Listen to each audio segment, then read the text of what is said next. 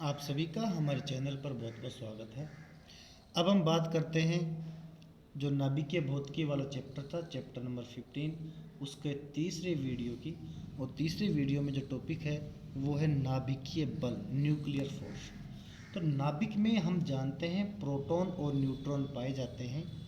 ये जो प्रोटॉन और न्यूट्रॉन है, इनके बीच में एक आकर्षण बल लगता है, उसी के कारण ही नाभिक स्थायी होता है। इसी आकर्षण बल को नाभिकीय बल कहते हैं। तो देखिए आप, नाभिक के कणों के मध्य लगने वाले प्रबल आकर्षण बल को नाभिकीय बल कहते हैं। बहुत सिंपल सी परिभाषा थी कि जो नाभिक के कण हैं उनके बीच जो लगने वाला प्रबल आकर्षण बल है उसे हम नाभिकीय बल कहते हैं। नाभिकीय बल के विशिष्ट गुण निम्न हैं। नंबर 1, नाभिकीय बल प्रकृति में पाए जाने वाले समस्त बलों की तुलना में प्रबल होते हैं। सबसे पहली बात, 11th क्लास में आपने पहले चैप्टर में ये बात पढ़ी होगी। वहाँ आपने प्रकृति के मूल बल, fundamental forces of nature topic के अंतर्गत आपने वहाँ देखा होगा कि प्रबल नाभिकीय जो बल है वो दुनिया, इस प्रकृति में मौजूद सभी बलों से सर्वाधिक, बलों में सर्वाधिक प्रबल होता है। वो बात ही यहाँ पर लिखी हुई है कि नाभिकीय बल प्रकृति में पाए जाने वाले समस्त बलों की तुलना में प्रबल होते हैं। परीक्षा में सवाल भी आता है कि नाभिकीय बल किसे कहते हैं और इसके विशिष्ट गुण धर्म लिखिए। तो आपको ये टॉपिक लिखना है और एग्जाम में ये पूछा हुआ भी है। नाभिकीय बल सदैव आकर्षण प्रकृति के होते हैं। ये बात भी सही है, आप समझ गए होंगे, क्योंकि इसमें प्रतिकर्षण का कोई रोल नहीं होता है। तीसरा, नाभिकीय बल सदैव ये पढ़ लिया था। नाभिकीय बल आवेश अनाश्रित होते हैं, मतलब कि ये जो हैं वो आवेश पर डिपेंड नहीं करते। इसका मतलब ये हो गया कि ये प्रोटॉन प्रोटॉन के बीच में उतना ही आकर्षण बल लगेगा जितना न्यूट्रॉन न्यूट्रॉन के बीच में लगता है, जितना प्रोटॉन और न्यूट्रॉन के बीच में लगता है। इसका मतलब ये आवेश पे डिपेंड नहीं करते हैं। तो नाभिकीय बल आवेश अनाश्रित होते हैं, अर्थात न्यूट्रॉन न्यूट्रॉन, प्रोटॉन प्रोटॉन और प्रोटॉन न्यूट्रॉन के मध्य समान बल लगता है। नंबर 4 क्या है? नाभिकीय बल अत्यल्प दूरी 10⁻15 मीटर तक ही प्रभावी होते हैं। मतलब कि जो नाभिकीय बल है वो नाभिक के अंदर ही लगता है। अगर यह यूं कह दूं मैं, दो प्रोटॉन के बीच की दूरी 10⁻15 मीटर से कम है तो ही उनके बीच नाभिकीय बल लगेगा। अगर इससे ज़्यादा दूरी है तो फिर उसमें नाभिकीय बल न लगकर फिर कूलाम का बल लगेगा, और उस कूलाम के बल के अकॉर्डिंग इन दोनों के मध्य फिर प्रतिकर्षण बल लगेगा। और उसका फॉर्मूला F बराबर के Q1Q2/R² से फाइंड आउट किया जा सकता है। नंबर 5 है, नाभिकीय बल दो न्यूक्लियनों की आपेक्षिक प्रचक्रण की दिशाओं पर निर्भर करते हैं। मतलब कि जो दो न्यूक्लियन जो हैं वो वामावर्त साइड में चक्रण कर रहे हैं या दक्षिणावर्त साइड में चक्रण कर रहे हैं, इसकी बात पर भी ये डिपेंड करता है। तो नाभिकीय जो बल है वो जो दो न्यूक्लियन किसे कहते हैं ये बात ही बता दूं मैं। न्यूक्लियन प्रोटॉन तथा न्यूट्रॉन को मिलाकर न्यूक्लियन कहते हैं। मतलब ऐसा शब्द जो प्रोटॉन और न्यूट्रॉन दोनों को एक साथ रिप्रेजेंट करता हो उसे क्या कहते हैं? न्यूक्लियन कहते हैं। अगला टॉपिक देखिएगा, रेडियो सक्रियता। इसके बारे में कुछ बातें जो मैं आपको पहले बता दूं कि प्रकृति में कुछ परमाणु या नाभिक ऐसे होते हैं जो स्वतः विघटित होते रहते हैं, अर्थात टूटते रहते हैं। ऐसे परमाणुओं या नाभिकों को रेडियो एक्टिव पदार्थ कहते हैं, और पदार्थों के इस गुण को रेडियो एक्टिविता कहते हैं। देखिएगा, परमाणुओं में स्वतः विघटन की घटना को रेडियो सक्रियता कहते हैं। क्लियर? इस प्रकार के गुणधर्म रखने वाले पदार्थ को रेडियो एक्टिव पदार्थ कहते हैं। पदार्थ की अवस्था परिवर्तन के कारण इसके रेडियो एक्टिविता पर कोई प्रभाव नहीं पड़ता है। मतलब ये होता है कि चाहे आप किसी पदार्थ को ठोस अवस्था में रखो, चाहे द्रव अवस्था में रखो, चाहे गैस अवस्था में रखो, उसके रेडियो एक्टिविता के गुण पर कोई प्रभाव नहीं पड़ता है। इस प्रकार के पदार्थ की नाभिक से अल्फा, बीटा तथा गामा किरणें निकलती रहती हैं। अल्फा कण हीलियम परमाणु की नाभिक, बीटा कण इलेक्ट्रॉन या पॉजिट्रॉन के पुंज तथा गामा कण उच्च ऊर्जा के फोटोन होते हैं। एक ये भी एक अच्छा क्वेश्चन है कि रेडियो एक्टिव पदार्थ से किस प्रकार के कण निकलते हैं, तो उत्तर आएगा अल्फा, बीटा तथा गामा कण जो हैं वो रेडियो एक्टिव पदार्थों से निकलते रहते हैं। अगली बात आती है कि अल्फा कण क्या है। अल्फा कण होता है द्विआयनित हीलियम परमाणु। मतलब हीलियम परमाणु में चूंकि 2 इलेक्ट्रॉन पाए जाते हैं, अगर हम दोनों इलेक्ट्रॉनों को बाहर निकाल दें तो वो द्विआयनित हीलियम परमाणु हो जाएगा। ऐसी पोजीशन में उस हीलियम के परमाणु से दोनों इलेक्ट्रॉन बाहर निकल जाते हैं और बचता है केवल उसके पास खुद का नाभिक, और उसी नाभिक को कहते हैं अल्फा कण।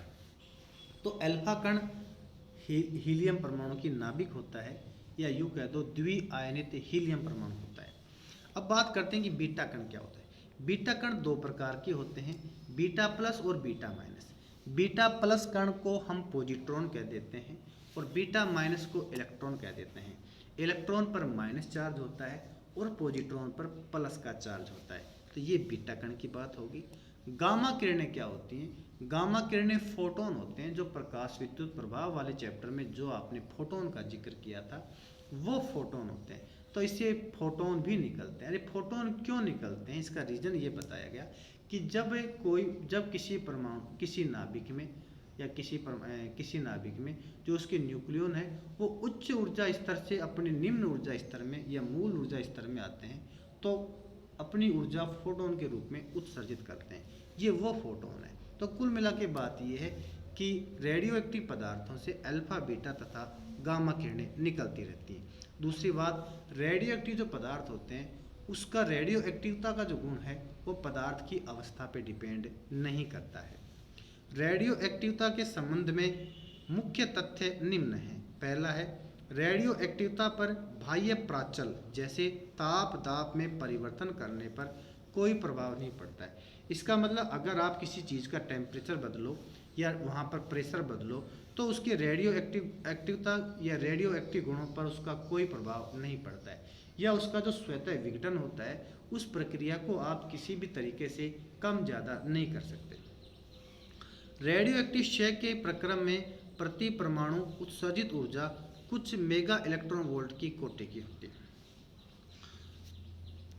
मतलब कि रेडियो एक्टिव जो पदार्थ होते हैं उनके परमाणु से जो ऊर्जा निकलती है वो उसकी ऊर्जा जो है वो कुछ मेगा इलेक्ट्रॉन वोल्ट की कोटि की होती है।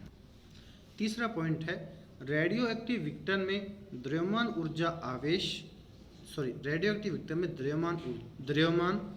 ऊर्जा आवेश रेखीय संवेग जैसी भौतिक राशियों के संरक्षण नियमों का पालन होता है। मतलब इस प्रक्रिया में कि द्रव्यमान संरक्षित रहता है, ऊर्जा के संरक्षण के नियम का, आवेश के संरक्षण के नियम का, रेखीय संवेग के संरक्षण के नियम का पालन होता है। क्लियर? ये टॉपिक होता है कंप्लीट रेडियो सक्रियता। अब जो अगला टॉपिक है वो काफ़ी इंपॉर्टेंट है, एग्जाम में पूछा हुआ है बार बार, और कॉमनली हर एक आध साल छोड़कर ये सवाल एग्जाम में पूछा जाता है, और ये है रदरफोर्ड सोडी का रेडियो एक्टिव क्षय का नियम, या Rutherford Soddy law of radioactive decay. Clear? जैसा कि रदरफोर्ड सोडी ने बताया था कि जो ये रेडियो एक्टिव विघटन जो होता है वो पूर्णतः स्वतः होता है और यादृच्छिक होता है। यादृच्छिक का मतलब है कि अगर आपके पास यहाँ 100 परमाणु उपस्थित हैं किसी रेडियो एक्टिव पदार्थ के, उन 100 परमाणुओं में से कौन सा परमाणु अब टूटेगा ये कुछ भी फिक्स नहीं होता है, कोई सा भी टूट सकता है। इसलिए जब ऐसे होता है तो उसे कहते हैं हम यादृच्छिक, रैंडम। अंग्रेजी में शब्द है इसके लिए रैंडम शब्द से आप परिचित होंगे। अगर आप अपने म्यूजिक प्लेयर में रैंडम ओके कर रखा है तो फिर जाकर आपकी म्यूजिक में आपके मोबाइल में जैसे मान लीजिए 500 गाने हैं और आपने रैंडम ऑन कर रखा है, तो फिर वो 500 में से कोई सा भी गाना चल सकता है। जैसे 50वां चल गया, जस्ट अगले पल हो सकता है 61वां चल जाए या 462वां चल जाए, कुछ भी फिक्स नहीं होता रैंडम में। क्लियर? और अगर रैंडम नहीं किया हुआ होता तो फिर वो सीरियल वाइज चलते हैं, एक चलता है फिर 2 फिर 3 फिर 4 फिर ऐसे चलता है। तो रैंडम ऑप्शन का मतलब ये है कि हमारे पास यहाँ पर जो 100 एटम है किसी रेडियो एक्टिव पदार्थ के, उनमें से कौन सा एटम टूटेगा ये फिक्स वहाँ पर नहीं होता है। तो देखिए, रदरफोर्ड सोडी के अनुसार विघटन की घटना पूर्णतः स्वतंत्र व यादृच्छिक होती है। किसी समय सक्रिय परमाणुओं के विघटन की दर dN/dt, ये बात भी इन्होंने बताई थी, उस समय उपस्थित सक्रिय परमाणुओं की संख्या के समानुपाती होती है।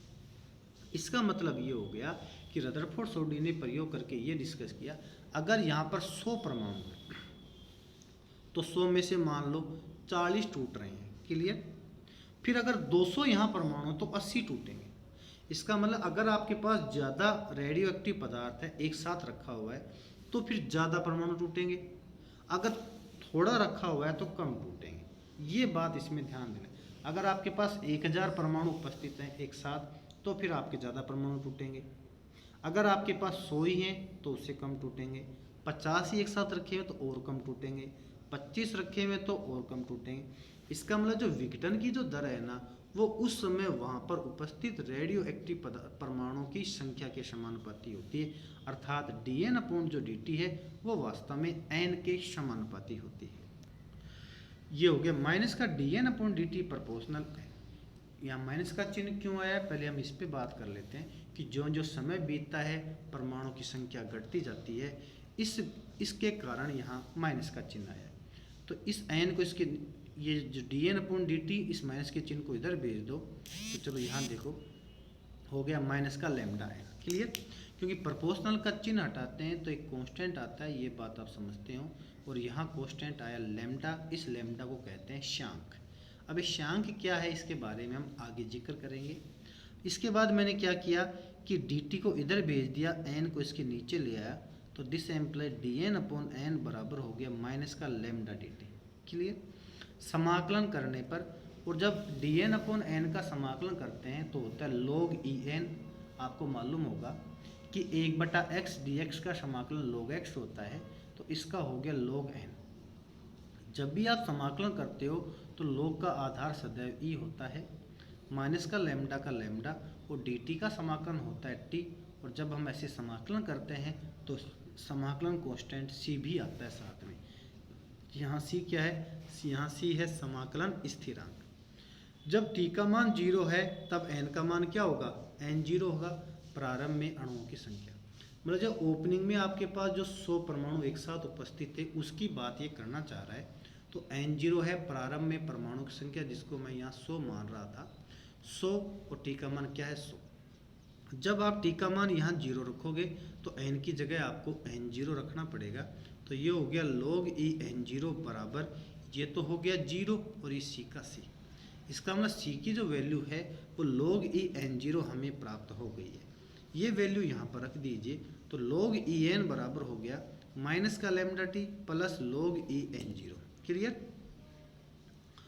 अब ये log e n0 यहाँ पर हो गया, इसको इधर भेज दो, log e n minus log e n0 बराबर माइनस का lambda T, log e n/n0 बराबर माइनस का लैम्डा टी। आपको log के गुणधर्मों का ज्ञान होगा, नहीं है तो आप ऐसा ध्यान दे लीजिए कि जब दोनों साइड log हो और बीच में माइनस का चिन्ह हो तो इस माइनस वाले को नीचे लिखते हैं, तो ये बनेगा log n/n0, प्लस वाला ऊपर रहेगा माइनस वाला नीचे जाएगा, ये ऐसे कैसे। और जब इस log को इधर भेजोगे तो ये e की पावर में कन्वर्ट हो जाएगा, तो यहाँ बचेगा n/n0। ये log जब इधर गया तो ये बन जाएगा e, और ये हो जाएगा इसके पावर में, तो n/n0 बराबर हो गया e की पावर माइनस का लैम्डा टी, या n बराबर हो गया n0 e की पावर माइनस का, तो n बराबर n0 e की पावर माइनस का लैम्डा टी, क्लियर। ये n और t में जब हम ग्राफ खींचते हैं, चूँकि ये हमें चर घातांक की ग्राफ का मतलब यह समझ में आ रहा है, e की पावर आ रही है, तो ग्राफ कैसा बनेगा, चर घातांकी बनेगा। इस वजह से यहाँ पर ये चर घातांकी ग्राफ आ रहा है, क्योंकि जो जो समय बढ़ रहा है n का मान यहाँ कम होता चला जाएगा। तो देखो समय के बढ़ने के साथ साथ n की वैल्यू यहाँ पर कम होती जा रही है, और ये n और t के बीच ग्राफ यहाँ पर खींचने पर ऐसा हमें ग्राफ प्राप्त हो गया। समीकरण 1 से स्पष्ट है कि क्षयित होने वाले नाभिकों की संख्या समय के साथ चर घातांकी रूप से घटती है। समय t में क्षयित हो चुके नाभिकों की संख्या हम कैसे निकालेंगे। नाभिकों की संख्या n0 तो प्रारंभ में नाभिक थे, n टूटने के बाद सक्रिय नाभिक बच रहे हैं, तो n0 माइनस n बराबर, n0 की जगह तो n0, n की जगह लिख दिया n0 e की पावर माइनस का लैम्डा टी, n0 कॉमन ले लीजिए तो यहाँ बच गया 1 माइनस e की पावर माइनस का लैम्डा टी, या फिर क्षयित नाभिकों की संख्या n0 1 माइनस e की पावर माइनस का लैम्डा टी। क्लियर? आगे देखिए, अतः t समय में क्षयित नाभिकों का अंश n0 minus n upon n0 बराबर 1 माइनस e की पावर माइनस का लैम्डा टी। ये स्पष्ट हो चुका हमारे अब तक। क्षयांक लैम्डा क्या होता है इसकी बात हम कर लेते हैं, क्योंकि वहाँ मैंने जिक्र किया था कि क्षयांक लैम्डा के बारे में हम आगे पढ़ेंगे। तो देखो, रदरफोर्ड व सोडी के रेडियो एक्टिव विघटन के नियम से n बराबर n0 e की पावर माइनस का लैम्डा टी होता है। जब टी का मान मैं इस टी का मान 1 बटा लैम्डा मान लूँ तो क्या हो जाएगा, n बराबर n0 e की पावर माइनस का लैम्डा, इस टी की जगह रखा 1 बटा लैम्डा, लैम्डा से लैम्डा कट गया तो ये हो गया n बराबर n0 e की पावर माइनस का 1, या n बराबर हो गया n0 बटा e। क्लियर? तो ये हो जाएगा वह समय जिसमें रेडियो एक्टिव पदार्थ के सक्रिय परमाणुओं की संख्या उसकी प्रारंभिक संख्या का 1/e गुना हो जाता है, तब उस समय का व्युत्क्रम क्षयांक लैम्डा कहलाता है और क्षयांक की इकाई सेकंड इनवर्स होती है। देखो अब हमने क्या किया था बेटा, t बराबर 1 बटा लैम्डा माना था, तो जो लैम्डा है वो वास्तव में समय के व्युत्क्रम के बराबर है, उल्टे समय के बराबर है। इसलिए ये बात हमने यहाँ पर कही है कि उस समय का व्युत्क्रम क्षयांक लैम्डा कहलाता है, क्योंकि ये उसका 1/e गुना हो जाता है और क्षयांक की इकाई होती है सेकंड इनवर्स। इससे आगे की बात हम अगले वीडियो में करेंगे। अगर आपको किसी प्रकार का डाउट है तो आप कमेंट सेक्शन में जाकर मुझसे पूछ सकते हैं। धन्यवाद।